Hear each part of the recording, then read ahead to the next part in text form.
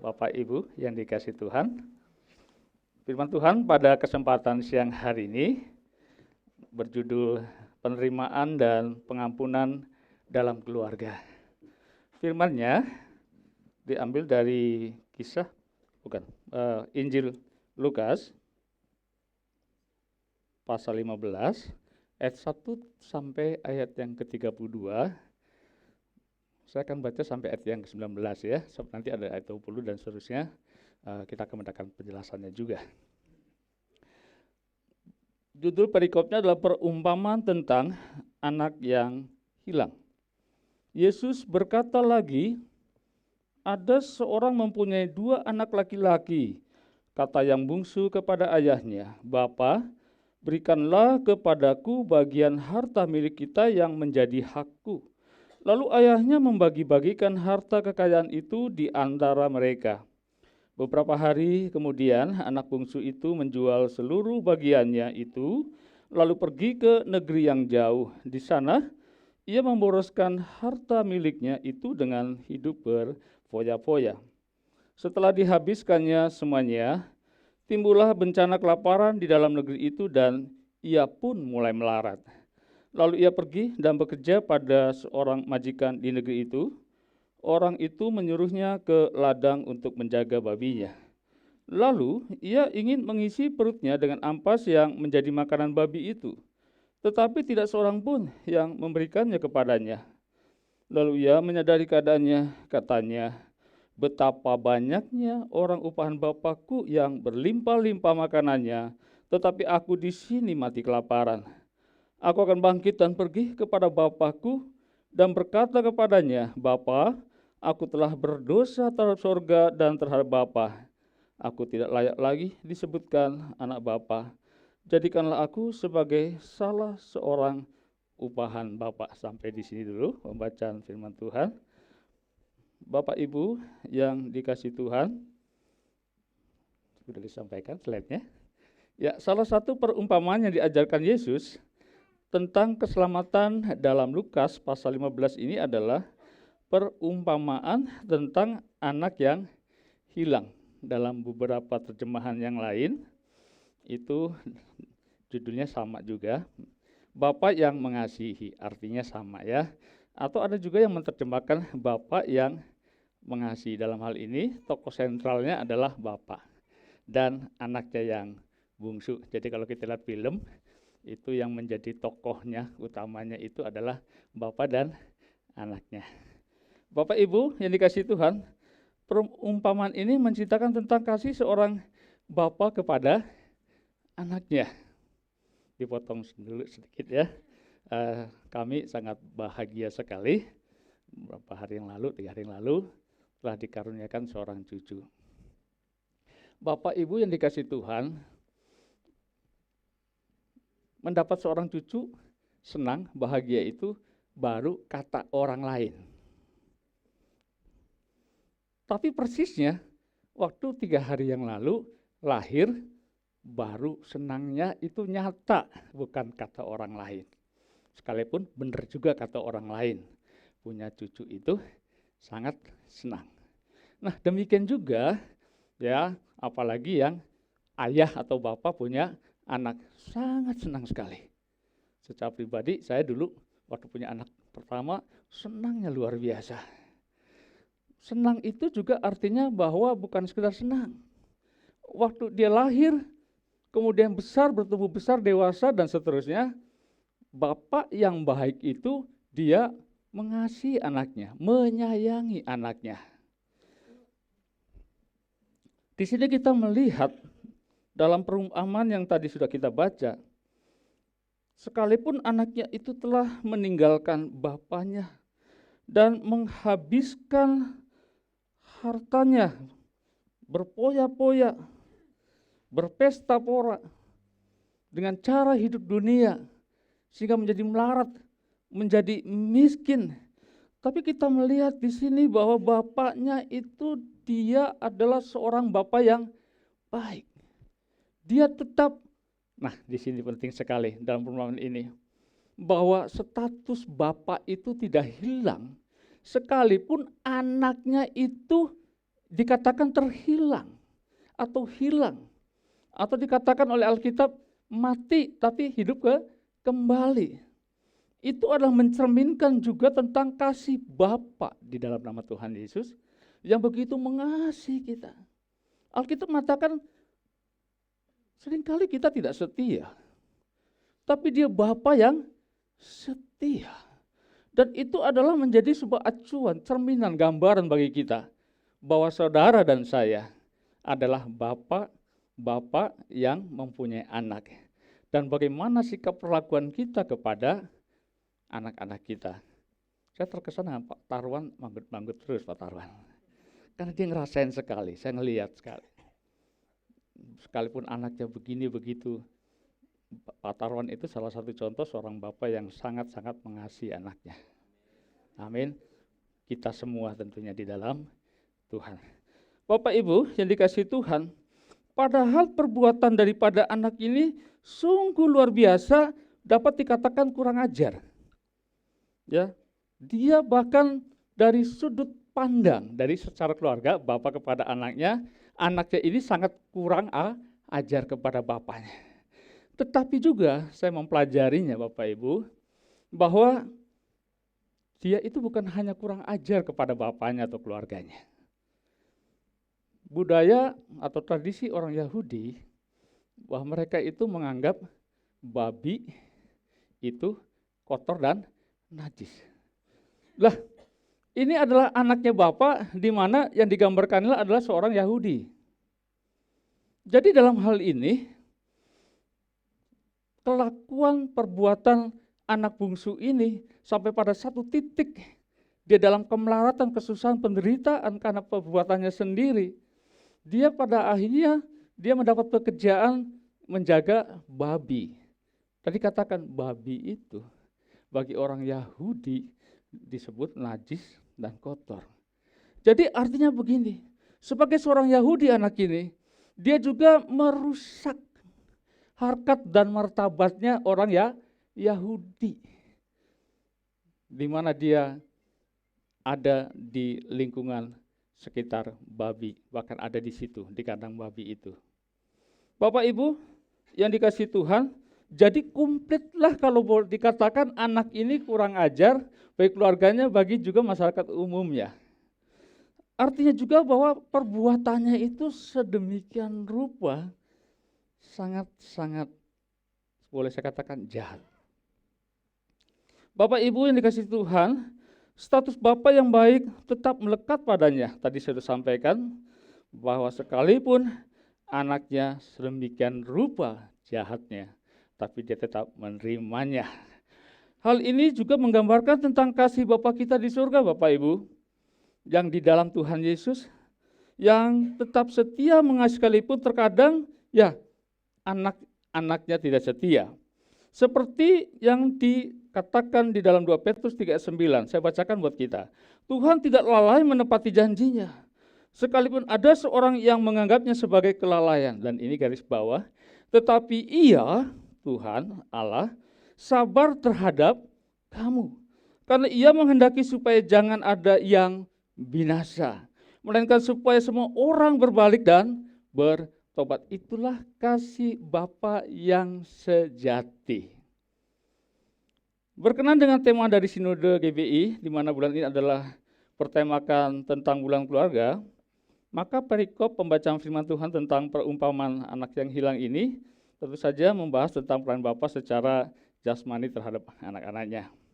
Menjadi Bapa yang baik dan mengasihi anaknya adalah cerminan dari Bapa kita yang di surga, yang sangat mengasihi kita sebagai anak-anaknya. Tolong slide-nya ditampilkan.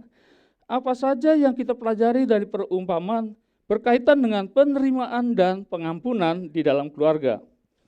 Di dalam sistem Yahudi, sosial Yahudi, Bapak Ibu, juga yang sama tentu dalam hal ini sistem sama yang berlaku dalam keseharian kita, dalam sosial masyarakat kita, namanya sosial patriarki, yang artinya adalah sistem yang menempatkan bapak-bapak laki-laki, yang artinya sistem sosial ini menempatkan laki-laki sebagai sosok otoritas utama yang sentral dalam keluarga atau lingkungan sosialnya. saya perlu sampaikan ini karena nanti kita akan dapatkan satu pemahaman betapa peranan yang begitu pentingnya sosok seorang ayah atau seorang bapak. Hal ini perlu ya, karena hubungan dalam praktek keseharian, peranan bapak sebagaimana seharusnya tidak ditempatkan pada tempat yang seharusnya. Padahal sosok bapak itu masih ada dalam lingkungan keluarga itu. Suatu kali saya pernah melihat sebuah sebuah film dokumenter di Amerika, dikatakan bahwa bergeser sedemikian rupa peranan bapak atau ayah dibandingkan dengan ibu atau istri. Jadi ibu-ibunya itu bekerja menggantikan peranan bapaknya. Tapi bapaknya itu ada di rumah. Itu satu pergeseran yang kalau kita lihat dari sudut pandang Alkitab, tentu saja sudah sangat bergeser jauh. Oleh karena itu penting sekali khotbah tentang ini, mengembalikan pada proporsinya yang tepat. Siapa bapak itu? Bagaimana peranan bapak itu? Sehingga jangan dibolak-balik. Alkitab mengajarkan pada kita yang menempatkan peran bapak bahwa bapak atau ayah itu dalam ruang lingkup di keluarga adalah imam, raja, nabi. Amin. Mungkin ada yang bertanya, bagaimana jika kepala keluarga itu tidak ada, misalnya meninggal, atau boleh disebut single parent. Tentu kita tidak dapat menerjemahkan hal ini secara kaku. Dalam pengertian bapak, tentu saja di sini boleh dikatakan pengganti peran bapak itu entah itu kakek atau mungkin ayah sambung atau semacam itu sebagai bapak atau orang tuanya. Karena saya merenungkan tentang ini, pada saat saya membuat renungan ini, saya berpikir mungkin ada yang bertanya begini, firman Tuhan ini nggak berlaku buat saya karena saya sudah kakek. Jadi kan nggak punya peran sebagai bapak misalnya, bisa tuh kalau anak itu dia dibesarkan oleh kakeknya atau neneknya misalnya. Ya, jadi firman Tuhan ini fleksibel dalam hal ini. Semua orang yang diberi kepercayaan atau tanggung jawab untuk membesarkan ya kan anak-anaknya dari kecil sampai dewasa itu memiliki peranan sebagai bapak yang baik. Dalam bahasa ilmu pendidikan itu ada disebut dengan parenting ya, mendidik pola hidup anak-anak itu dari kecil sampai dewasa. Dalam hari ini konteksnya adalah agar anak-anak yang dibesarkan oleh kita itu tujuannya adalah membawa anak-anak hidup dalam takut akan Tuhan, dewasa dalam rohani, hidup dalam kebenaran firman-Nya, dan tentu saja menjadi pribadi-pribadi yang berhasil, yang menjadi berkat bagi banyak orang. Bagi siapa? Kemuliaan Tuhan Yesus. Bapak Ibu yang dikasihi Tuhan, kita akan belajar tentang bagaimana sikap seorang bapak terhadap anaknya yang telah meninggalkan bapaknya setelah menghabiskan harta warisannya. Tolong dimunculkan slide-nya. Dasar penerimaan yang pertama adalah belas kasihan. Mohon maaf, saya minum dulu ya.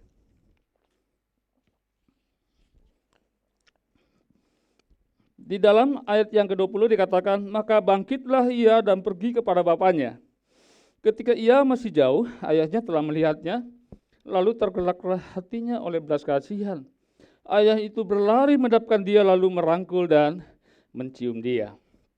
Bapak Ibu, seorang bapak atau orang tua adalah figur yang selayaknya memiliki belas kasih di dalam hidupnya.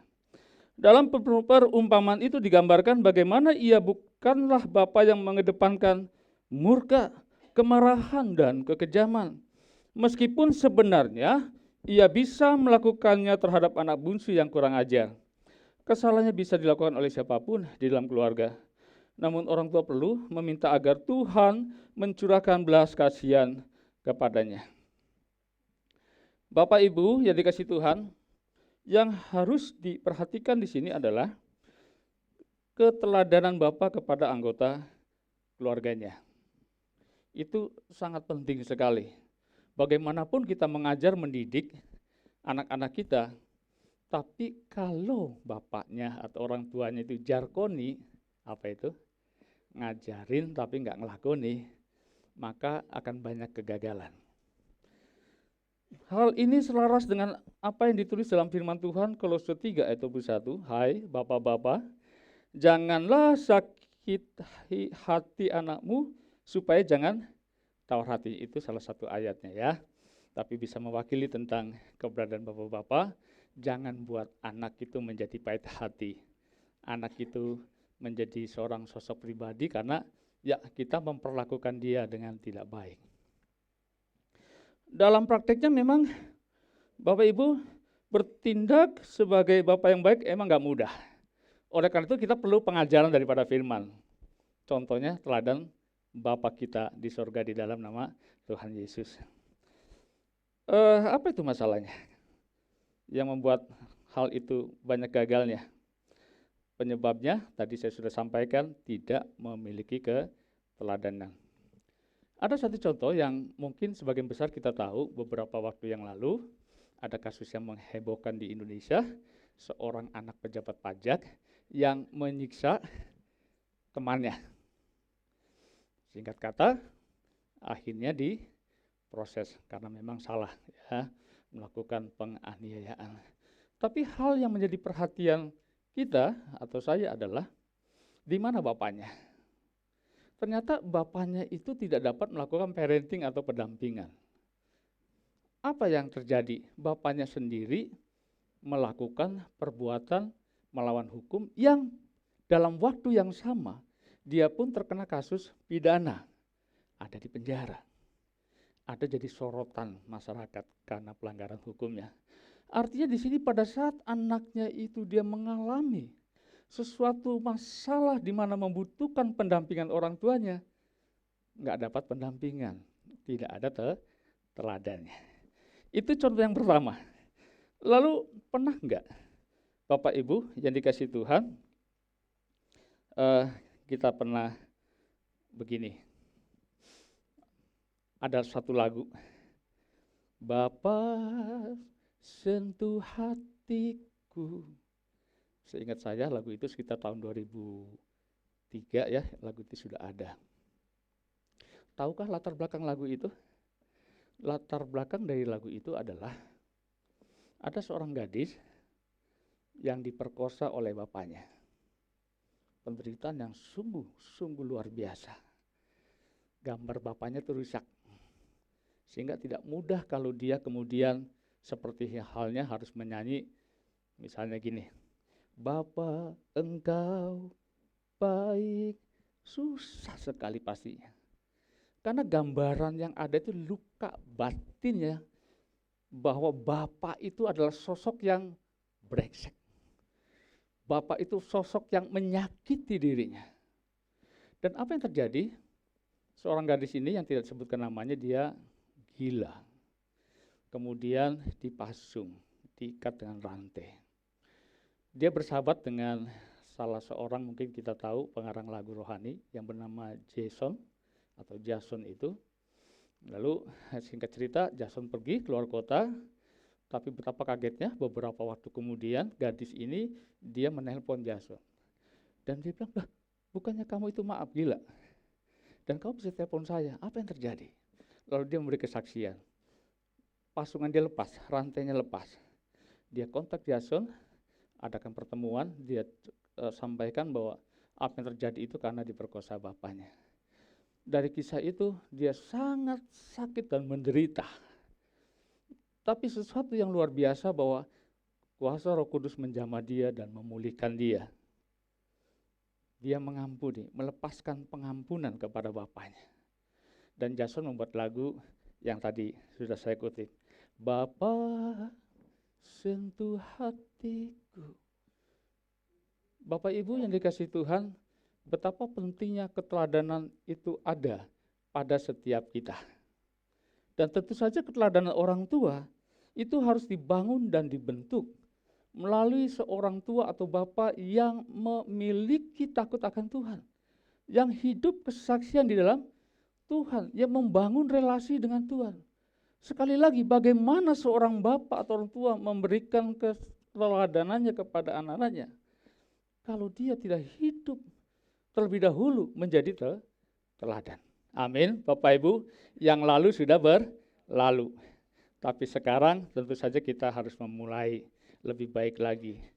Mendidik anak-anak kita, keturunan kita, generasi kita dengan takut akan Tuhan. Dengan teladan yang baik. Jadi jangan jadi bapa yang jargoni. Bapak Ibu, saya lanjutkan. Yang ditampilkan di dalam perumpamaan tadi, kembali kepada perumpamaan tadi, Tuhan Yesus ini adalah keteladanan seorang bapa yang baik, yang sangat mengasihi anak-anaknya. Sekalipun sudah meninggalkan bapaknya yang telah menghabiskan harta warisannya, saat hartanya itu sudah ludes, dan menyadari kesalahannya, lalu kembali kepada bapaknya, dan bapaknya menyambutnya, dan dasar dari segala sesuatunya itu, dasar penerimaannya adalah belas kasih. Ada belas kasih atau belas kasih. Dan belas kasih itu akan timbul saat hatinya sudah dijamah Roh Kudus. Belas kasih adalah bentuk empati, bentuk perhatian kita. Ya, kita mengimpartasikan satu gaya hidup kepada anak-anak kita atau kepada orang lain yang dasarnya adalah kasih. Dan di sini belas kasih itu ada penekanannya, bahwa perlakuan belas kasih itu tidak memandang siapa orang itu, termasuk dalam hal ini anaknya yang sudah sedemikian rusak dan bobroknya. Itu adalah belas kasih yang baik, yang sempurna, yang di dalam Kristus. Mari kita ke dalam poin yang kedua. Wujud penerimaan selanjutnya adalah apa itu? Sukacita. Dan ambillah anak lembu tambun itu, sembelihlah dia, dan marilah kita makan dan bersukacita. Sebab anakku ini telah mati dan menjadi hidup kembali. Ia telah hilang dan didapat kembali. Maka mulailah mereka bersukaria. Kata kuncinya apa Bapak Ibu? Bersukacita. Dalam pasal 15 ini, itu ada 3 perumpamaan yang intinya sih sama. Yang pertama adalah perumpamaan tentang domba yang hilang. Yang kedua, perikop yang kedua, dirham yang hilang. Lalu yang ketiga, anak yang hilang. Ada hal yang menarik dari 3 perikop ini, yaitu pada masing-masing bagian akhir perikopnya, hal yang sama penekanannya disebutkan. Kalau begitu kita lihat saja di sini ya. Di ayat yang ke-10. Itu adalah bagian terakhir dari perikop. Yang pertama, aku berkata kepadamu, demikian juga akan ada sukacita pada malaikat-malaikat Allah karena satu orang berdosa yang bertobat. Lalu dalam perikop yang kedua, itu dalam perikop yang kedua. Yang pertamanya dulu, ayat 7. Aku berkata kepadamu, demikian juga akan ada sukacita di surga karena satu orang bertobat yang berdosa yang bertobat. Lebih daripada sukacita karena 99 orang benar yang tidak memerlukan pertobatan. Apa kata kuncinya? Ada sukacita. Yang kedua sudah tadi saya sampaikan. Yang ketiganya yaitu di ayat 32. Kita patut bersukacita dan bergembira karena adikmu telah mati dan menjadi hidup kembali. Ia telah hilang dan didapat kembali. Ada 3 disebut kembali tentang sukacita. Itu artinya ada satu titik penekanan yang sangat penting untuk diperhatikan Bapak Ibu. Bapak Ibu, sukacita adalah bagian dari buah roh. Kasih, sukacita, damai sejahtera, kesabaran, kemurahan, kebaikan, kesetiaan, kelemah lembutan, dan penguasaan diri. Sukacita adalah bagian dari buah roh. Sukacita yang dimaksud itu adalah sebab anak yang telah hilang itu didapat kembali. Jadi tidak ada sukacita yang lain selain daripada dalam hal ini sukacita anaknya yang telah hilang itu kembali. Sukacita itu tadi sudah tulis dalam ayat 7, 10, dan 32. Jika anak-anak melakukan kesalahan, yang perlu dilakukan adalah mengampuni dan menerimanya kembali di dalam keluarga. Bukti penerimaan itu adalah dengan bersama-sama bersukacita, melupakan pelanggaran atau kesalahan yang telah terjadi, bukan malah diungkit atau disindir soal kesalahan yang pernah dilakukannya. Sukacita dan penerimaan akan memotivasi anak secara positif untuk tidak mengulangi kesalahannya. Bapak Ibu, saudara dikasih Tuhan, suatu keluarga yang dibangun sesuai dengan nilai-nilai firman Tuhan yang adalah dasarnya kasih Tuhan tidak berarti tanpa masalah. Setuju? Atau semua lancar aja gitu? Enggak.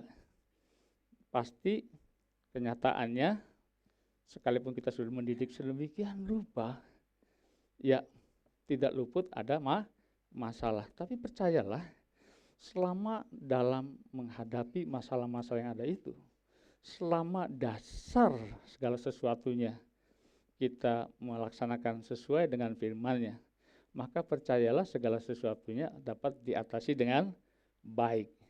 Jadi bukan kemudian ada istilah perceraian, anak diusir bapaknya, putus hubungan. Sekarang saya tidak pernah baca lagi koran, tapi dulu di koran itu selalu ada pengumuman, pemberitahuan telah terjadi pemutusan hubungan dengan anak, misalnya. Dan itu tentu saja bukan cerminan sebagai seorang orang tua atau bapak Kristiani. Itu suatu bentuk tindakan yang tentu saja tidak sesuai dengan kebenaran firman Tuhan. Tadi dalam awal sudah dijelaskan, kasih Bapa yang begitu luar biasanya.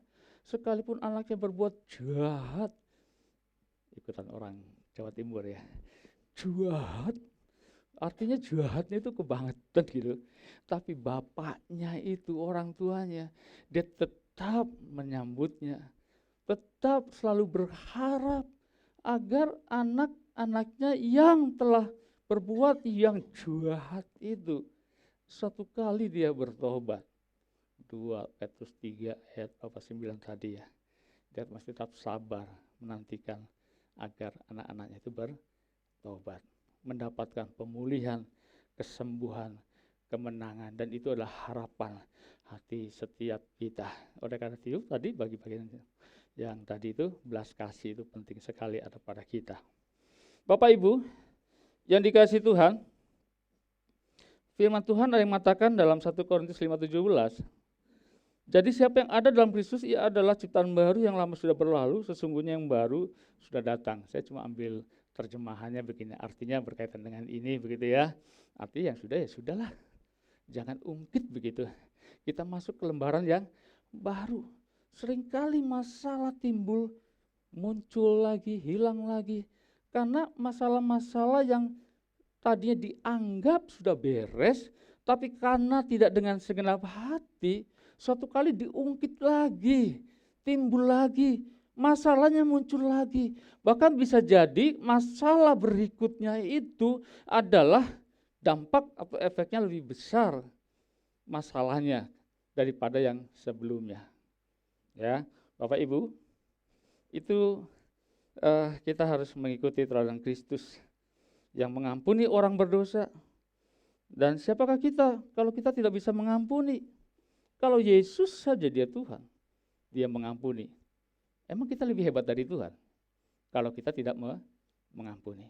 Satu kali ada orang yang bermasalah datang kepada saya, lalu orang itu bilang, Mas Edi, panggil saya Mas, bisakah Mas Edi mengampuni saya, memaafkan saya? Saya ingat firman Tuhan, Yesus saja dia mengampuni, kenapa saya tidak mengampuni? Orang ini orang Kristen dan saya bilang, Yesus saja Tuhan kita, dia mengampuni. Lalu apa hebatnya saya lebih dari Yesus kalau saya tidak mengampuni? Seperti Yesus yang mengajarkan kepada kita untuk mengampuni. Saya mengampuni kamu. Beres masalahnya. Amin. Masalahnya beres. Kenapa kita harus ungkit kembali? Ahli-ahli Taurat dan orang-orang Farisi membawa kepada Yesus, yaitu perempuan yang tertangkap basah ketika sedang berzina.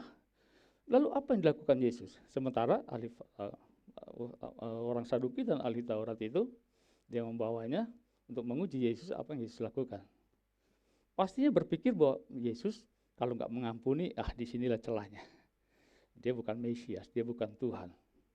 Nah, apa yang dilakukan Yesus? Waktu itu yang dicatat di dalam Yohanes pasal 8, Bapak Ibu, Yesus bertanya kepada orang sekalian yang hendak melempari batu, siapakah di antara kalian yang tidak berdosa? Terlebih dahulu lemparkan batu itu, rajam batu ya kepada perempuan. Tidak ada satupun. Karena memang faktanya tidak ada orang yang tidak memiliki dosa besar atau kecil. Lalu satu persatu mereka mundurkan diri. Apa yang Yesus perkatakan kepada perempuan yang kedapatan berzina ini? Aku pun tidak menghukum engkau. Pergilah dan jangan berbuat dosa lagi mulai dari sekarang. Demikian tentang mengungkit-ungkit kesalahan, seharusnya juga kita tidak perlu lakukan itu. Efesus 6 ayat 4 dikatakan, dan kamu bapak-bapak janganlah bangkitkan amarah di dalam hati anak-anakmu, tetapi didiklah mereka di dalam ajaran dan nasihat Tuhan. Amin. Boleh saya kasih kesaksian, saya punya anak 3, satunya laki-laki. Umurnya sudah 20 tahun ya. Tapi seingat saya sampai hari ini, saya belum pernah ribut sama anak saya. Yang kalau belakangan ribut, saya pasti kalah. Karena umur 17 itu dia masuk rumah, lalu dia bilang, ayo papa lawan saya, dorong pintunya. Saya kalah Bapak Ibu, saya kejengkang, tenaga dia lebih besar. Artinya kalau saya mau fisik sama dia, kalah kan. Tapi kalau saya melakukan tidak jahat sama dia, bukan berarti kalau nanti saya kalah gulutnya, bukan juga. Tapi dalam hal ini adalah saya mendidik anak saya. Kalau dia punya salah, saya ajak diskusi, saya ajak berdua. Sampai anak yang kedua saya satu kali bilang, Tia ya, mungkin sedang ikut ibadah ini, Papa sih bagaimana kau didik anak laki-laki kok seperti itu? Enggak seperti orang lain dengan cara yang tanda kutip keras. Karena memang saya lakukan kalau dia punya sesuatu yang perlu pendisiplinan, saya bawa ke kamar. Sadap bawa di tempat yang enggak perlu saya harus ribut-ribut. Menurut saya apa yang saya lakukan itu adalah cerminan bagian daripada mendidik anak itu enggak harus juga dengan teriak-teriak, setuju? Tidak juga harus kemudian dengan cara kekerasan, apalagi kalau anak itu sudah dewasa. Sudah punya pekerjaan, sudah punya penghasilan, merasa diri lebih pintar. Kalau sudah seperti itu biasanya terjadi konflik fisik. Oleh karena itu bijaksana itu adalah penting. Sesuai dengan nilai-nilai firman Tuhan. Dalam tuntunan Roh Kudus itu bukan saja waktu saya khotbah, waktu kita khotbah melayani Tuhan atau sesuatu pelayanan di gereja. Dipimpin Roh Kudus itu juga artinya dalam segala aspek kehidupan, termasuk bagaimana kita menuntun anak kita, membimbing anak kita di bawah tuntunan Roh Kudus. Nah, kalau di bawah tuntunan Roh Kudus artinya segala sesuatunya yang dilakukannya adalah selaras dengan firman Tuhan. Amin, Bapak Ibu. Haleluya. Bapak Ibu yang dikasih Tuhan, pasti kita semua setuju bahwa memiliki anak adalah sesuatu yang sangat berharga. Tadi saya sudah sampaikan ya. Waktu saya renungkan tentang ini, tentang penerimaan. Kenapa ya harus kemudian menolak anak, terjadi konflik dengan anak? Ternyata waktu saya renungkan ini, kalau kita punya konsep atau prinsip atau anggapan bahwa anak itu adalah yang berharga sekali dalam hidup kita, maka tadi sudah dijelaskan tentang kasih Bapak kepada anaknya, tapi saya dapat ilustrasi Bapak Ibu. Demikian ilustrasinya. Saya, sebutlah saya, punya emas. Mahal nggak emas? Berharga. Lalu emas itu hilang di satu tempat.